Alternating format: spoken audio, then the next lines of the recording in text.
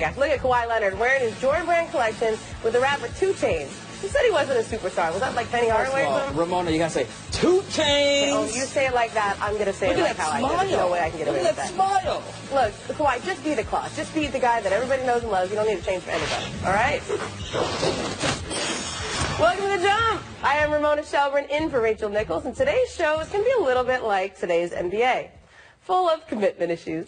We're starting off with LA's finest, Raj Markazi making his debut. All right, and that's home young music. You're like a veteran by now, aren't you? I hope so. Yeah, then we'll have Lee Jenkins, senior writer from Sports Illustrated. And for the final segment, I think I get to decide who stays for the rest of the show. It's a little like the game of chicken that LeBron James and Kyrie Irving and the Cavaliers have been playing all summer long. It all started last month when Kyrie reportedly asked to be traded, in part because LeBron won't give any commitment to the Cavs beyond next summer.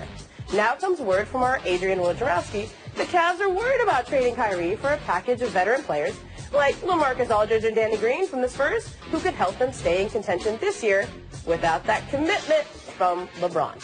Cleveland has been meeting about this internally for several weeks and come to the conclusion that if LeBron won't commit, they have got to get younger players in return for Kyrie to protect themselves. Guys like Kristaps Porzingis, who can help them win long after LeBron leaves, whenever that may be.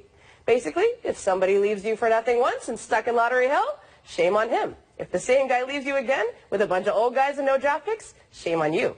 So I ask you guys, who blinks first? Is the Cavs, LeBron, Kyrie? Is somebody getting a rose here? Like, I don't know where this metaphor is going, but we're kind of to that spot, right? You know what this feels like? This feels like when you're in a relationship and you know the breakup is coming. Sounds like you've done that before. I've done it a lot. Yeah. I have a lot of experience with it. And you know that, it's just being prolonged for some ridiculous reason, but somebody needs to do it and they're not doing it. I credit the Cavs for really kind of looking ahead, saying we don't want to be the ones that are going to be burned again. We need to get something out of this and prepare for the future. The problem for Kyrie is Kyrie sees the whole painting on the wall, and he sees that he's going to be the last guy left in the house. Everybody else is going to be gone, and Kyrie doesn't want to be the last guy left in the house. Right. Like, he's been in Cleveland after LeBron, after the fall. He wants to be the man in his own house. He wants to dictate the terms. He wants to buy his own house and move into his new house. He doesn't want to be the guy left in the old house. The problem in a lot of ways, though, is that we have comps, right? So the comp now for a Kyrie trade is probably something like the Jimmy Butler trade, because there's a great young player, 2 years left on his deal, and he's not going to commit long-term anywhere, but you got to take a chance on that guy with 2 years left on his deal. Yeah. So Cleveland, in essence, is looking at that saying, okay, we want something better than the Jimmy Butler deal, and I don't see anything out there that's making us find that. And here's the thing. Remember with the decision back when, we kind of expected LeBron to stay. If he had gone to South Beach, it was going to be a surprise. There's really no surprise. There is this expectation that LeBron James will leave, and what can they get for these pieces? And I think it's going to be happening one random Tuesday. I'm going to get a Ramona Shelburne tweet. You think I'm going to break it? Okay. It's just going to come when we least expect it, right? I mean, that's where these great trades happen. Where you're just, wait, that just happened? I didn't even know that was going to be talked about. Yeah, I mean, I think when you look at the trade for the Cavs, like, the first time around, LeBron, they did everything they could up until the final day to try to keep LeBron. They were making trades up until the final day. Remember, they wouldn't even give Mike Brown an answer? Yeah. They were like, I don't know, we got to hear from LeBron first. Does LeBron want Mike Brown? And he wouldn't tell them. And so they went into the final day to try to keep LeBron. This time around, they said, we remember what it was like the last time. And we've got to take precautions. If you won't commit long term. Now, I don't think anything Cleveland is going to say or do right now is going to force LeBron to commit long term. No. Look, what's the worst thing for the Cavs? If LeBron does leave, why not hold on to Kyrie Irving? I know Kyrie doesn't want to be there. Agreed. But he's under contract. Yeah. Now if Kyrie's going to just make a horrible stink next season, fine. But until then, you do not have to give away Kyrie Irving for anything. Oh, Raj, you were there when Kobe asked for a trade, right? Exactly. You were there during that. Were you like in the parking lot with me, stalking him, wondering if you should show up? It wasn't my proudest moment, but I was going to make that example, that Shaq-Kobe kind of the dynamic where you basically said, just wait a year. I know you guys aren't on speaking terms maybe right now. I know you don't want to play with them, but this is your franchise. We want to build a team around you, and we really think that we can. So wait it out. Stay with us. This is your franchise. Don't go to San Antonio. Don't go to Minnesota. Don't go to New York. Stay right here. And I think when Kobe heard that, he was happy. And listen, I think the Pau Gasol trade helped out too. But you are the centerpiece of this team. Well, you compare this to the Chris Paul trade, right? This is like the two versions of the Chris Paul trade. The first version, which was the Laker version that was undone for basketball reasons, included old guys that would help them continue to win and stay in that spot. And the leadership there in New Orleans obviously had an incentive to do that because they still wanted to keep their jobs. It was a new ownership coming in. They wanted to keep their jobs. So, yeah, we like Pau Gasol. We like that trade. We like the Lamar Odom trade. The league, which owned the Hornets, said, no, this is a full rebuild. When you trade a player like Chris Paul, it's a full rebuild. You got to get young players, a package of picks, so that you can move forward. All right, guys, we have to talk about that pickup game. Did you see that on social media? Oh, my goodness. Oh, yeah. Like, it was like LeBron and Kevin Durant, Carmelo Anthony, or Hoodie Mello, as he's been known this offseason. They all got together in New York City, and it was filmed on social media. Somebody's leaked that out there. LeBron reportedly flew in on a private jet and then flew back to Ohio after the run. You've covered him with the Knicks. It's a big deal that Carmelo's out there with LeBron? Well, okay, look, first of all, there are a lot of Knicks fans that for some reason want to get rid of Carmelo. They're done with Carmelo, which I think is ridiculous. I think Carmelo... Well, I've been hearing that he was, like, wanting to go and that they wanted him to go for but I still now. think that there's a chance that Carmelo can make up with the Knicks in the new regime, okay? Now... Well, they would like that. Yeah, certainly. Now, the one thing is I always love seeing when the Super Friends get together, or new Super Friends in this case.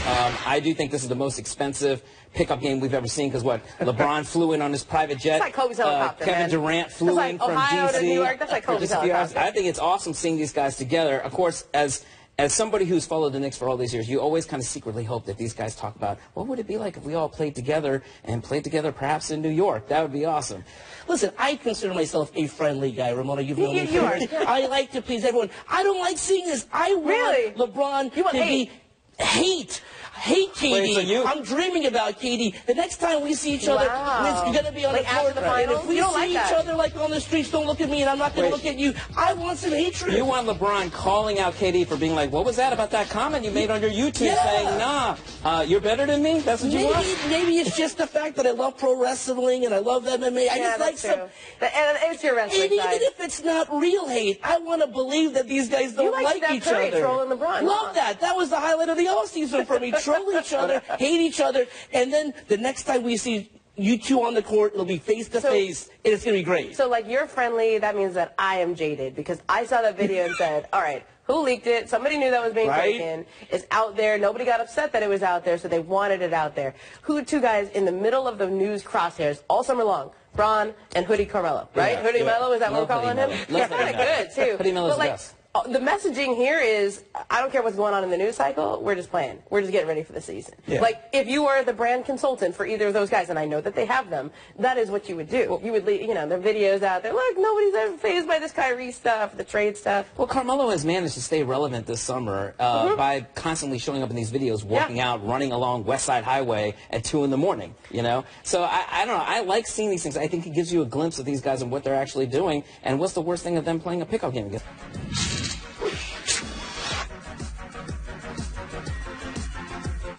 Your health.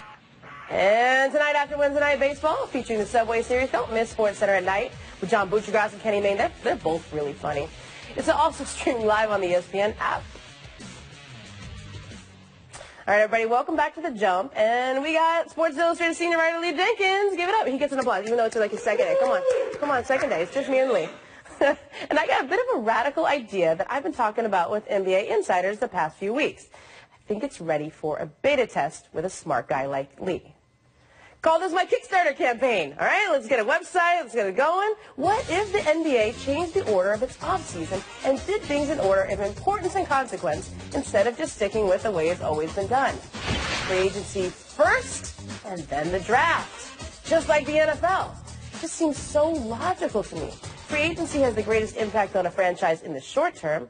It should be done first, before the draft, which has the greatest impact on a franchise in the long term.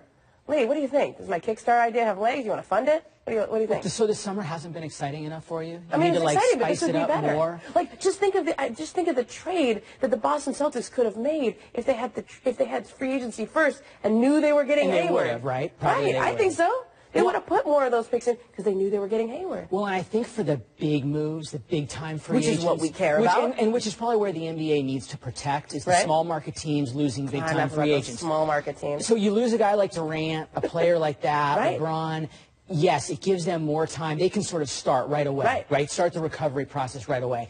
But before contributing to your campaign, come on. I had to call a couple GMs. We're gonna get some I had to call a funding. couple GMs, and there's another side to this. There are GMs who feel like it would interrupt their draft prep if they all of a sudden had to kind of go after, prepping for the draft do for all years. of their recruitment, plan all of their free agent recruitment right in the middle of that it would break that up. And also, Ramona, let's say you're going to go for need. Okay, that's what we're thinking about here, right? We're going need. So if you're going to go, so many teams use free agency. Let's get beyond Durant, George. So many teams use free agency to fill needs, that extra rim protector, the backup point guard. So what are you going to do with those guys now? Are you going to draft? You're going to stop drafting best available? So let's say you do free agency for a week. So June 26th is the draft. Oh, sorry, June 26th starts free agency. Right.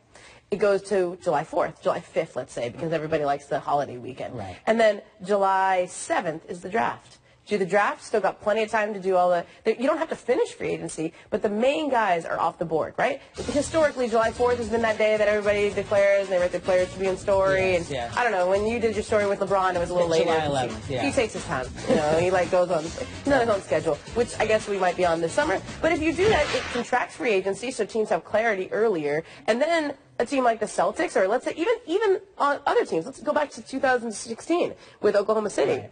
If they knew then that Kevin Durant was leaving for the Warriors, what would they have done in the draft? Does that change something, though? With the 20-something pick in the draft, are you more likely to get a transcendent wing? See, my thing is more, you're going to look at the draft more as best available player oftentimes, sometimes not, but you're usually going for the best player you've got. It's a long-term play. I think of free agency when you get beyond those top guys as more of looking to fill a need, as you're trying to kind of basically shore up your roster. Right. So now maybe with those second-tier free agents, you would still do that post-draft. All I'm saying is there's definitely mixed results. There are some people who want to contribute to your fund. There are some who are a little more reluctant. Yeah, and I think if you have, look, when you draft a guy, you have him under team control for 7 years, which means you should be pretty dang sure about that guy before you draft him. Like, it shouldn't matter who you draft. If you're before or after, if you're committed to that guy for 7 years. One interesting, I think, conversation, which is sort of an offshoot of this, is that teams seem to like the idea if they had a better sense of what their draft would look like, of what the board would look like. And I think that as we move forward, there used to be a sense that you knew what the board was going to be like. You knew you were going to pick in advance. And now with some of the agent maneuvering, the draft is almost becoming like free agency, where teams don't necessarily know as well who they're going to get, so they can't project out, well, okay, we'll sign these free agents because we know who we're going to draft. Now the draft is so uncertain for a lot of teams going in that they kind of want to get the draft out of the way, know what they have, and then look to shore up. Now, look, is that relevant for Paul George, LeBron? No, of course not. You blow up your roster for those guys. But as far as all those other free agents, it does get back to what you need on your roster. I don't know. Well, if you look, it's just raise the money. I know. I'm just getting the conversation started. All right. Another area of your expertise is the Oklahoma City and Russell Westbrook. Have you noticed that in every social media post, Russ includes this hashtag, why not? Like, I see it every single time, and I don't get it. What's that about? You know. Well, that's like his dad left him with two phrases, okay? One was the cotton shot, okay, that when he dribbles down court, pulls up at the elbow, that's the cotton shot. The other was why not. So when they were in their apartment in South L.A. and Russ said, I want to play at UCLA, his dad would say, why not? Or when he wanted to play in the NBA, why not? Be a point guard, why not? Win MVP, why not? So that became the name of his foundation, and now that's the hashtag, and can Oklahoma City be a team that challenges Golden State? This is where I think you see the why not. All right. So the big why not, though? Yeah. Like, why not sign your extension and start recruiting Paul George? Exactly. See those, like, Instagram photo where they're all working out at UCLA? They're best friends. What's he waiting on? Why not? Come on, Russ. Why not sign it? There's still optimism there that he's going to sign this. The question is, I know we've been saying that. I've been saying that for 6 weeks. Last time I had there's optimism. I know. So I still think this is like the Irving trade. We're going to wake up one day and it's going to get done pre-training camp. But no, I mean, it's hard. Last year he waited a month, right? He waited a month to sign that deal, even though I think that he probably knew in advance he was going to sign the deal. I think we're in the same boat. He probably knows why he doesn't do it. And he's making Oklahoma City squirm in this way. I think that goes back to sort of the whims of Russell Westbrook. But does it matter? Does it really matter as far as the recruit? Like, do you really think he's going to be able to recruit Paul George any better now? I mean, Paul George is going to make his decision based on the season. It only matters if he doesn't sign it. If they get to training camp and he still hasn't signed it, that's when it matters. But why? I mean, Paul George is going to make this decision based on how they play together, on whether they win. Do you really think it's going to matter for Paul George and his decision-making, whatever happens in September or October. All right. You think it does? So you think it shows this guy is so invested, he is all in, and he's been wowed by this place and wooed, and I should be too. Okay. All right, Lee, thanks for stopping by. Come back soon. I think we're going to let you back. You're good. We had you back just for special guest appearance there. But before we break, here is what The Jump recommends for you to read today.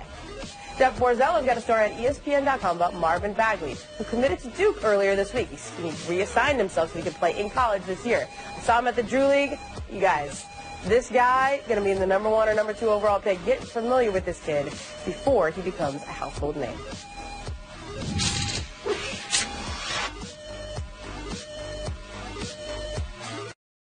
Only. All right, you guys, it's time for Make or Miss, and you made it back. Oman Arash, you're on the show. I chose you. This photo of Klay Thompson was the backdrop of Anta's recent shareholder meeting. Arash, is this the best picture of Klay or the most embarrassing moment of his summer? Best picture of all time, meme-tastic. This will be the greatest meme of all time. Listen, Klay in China hanging out with my Asian brother and sister. Hey, we as Asians, we adopt you, Klay. You're one of us now. I just love everything about China Klay. It's Hoodie Mello and China Klay. Just love it. Oh, it's just in at the buzzer. And remember, we're talking about Porzingis. Well, Stephen Marches and Mike Rose of New York News, they're reporting that the Knicks are not interested in trading Kristaps Porzingis in any potential Kyrie Irving trades. What do you think? No, hold on to the unicorn. Do not trade him. I don't know. Hold on to him. Point guard's important. Porzingis been hurt. He's the unicorn. No, don't Hold fall on in love to with you. Gotta hold on to creatures, him. you guys. No, you don't treat him. The Kyrie, unicorn, as my man says. I know. Ideally, you would want to have Kyrie and Porzingis on the team. I don't think you trade him yet. Don't even talk about it. All right, you guys. Hey, thanks for coming in. Enjoy that. Arash.